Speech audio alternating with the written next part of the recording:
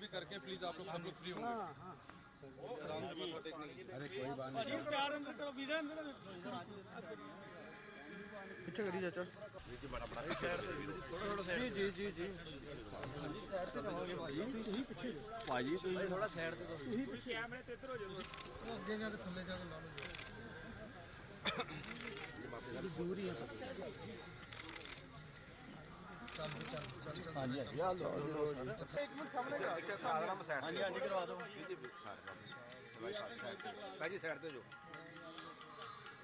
विनो आप मत बताओ मैम प्लीज एक पिक्चर मैम कैंपर के साथ एक पिक्चर आ जाएगी गुरुद्वारे में तो मैं छोड़ दो यार।